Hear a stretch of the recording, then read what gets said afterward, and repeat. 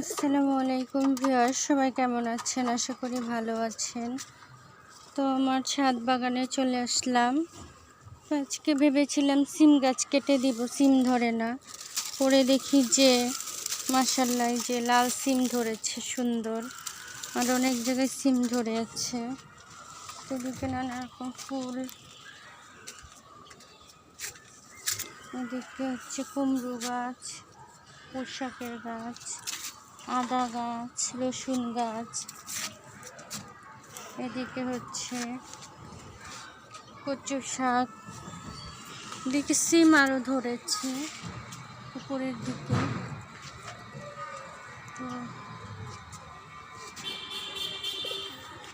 তো এদিকে কুমড়ো গাছ,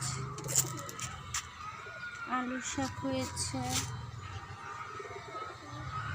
কামরাঙ্গা গাছে ফুল এসেছে, এদিকে বরবটি গাছ, মূলা শাক, কি সুন্দর বরবটি ধরে আছে, বড় হয়েছে বরবটি। তো এই যে বরবটি হারভেস্ট করে নিব। এদিকে লেবু গাছটা ফুল এসেছে, মরিচ, একটা মরিচ হারভেস্ট করব। তো সুন্দর ফুল এসেছে মরিচ গাছে, ঝিঙা গাছ, ঢেঁড়স গাছ, ঢেঁড়স হারভেস্ট করে নিচ্ছি। দুটা ঢেঁড়স হয়েছে, কলমি শাক হয়েছে, আজকে গাঁদা ফুলের চারা নিয়ে এসেছি, সুন্দর ফুল হয়েছে, কলমি ফুল, তারপর সুন্দর ফুল অনেকগুলো, কলমি শাক, লেবু ধরে আছে এদিকে।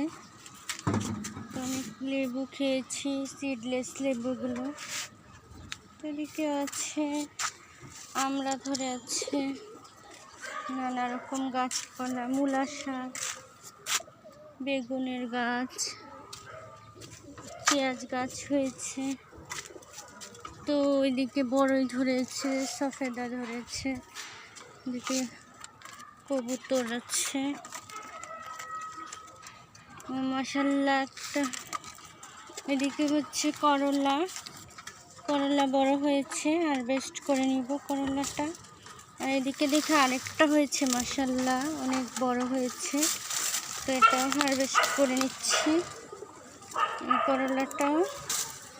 আচ্ছা, এটা কেটে নিতে হবে।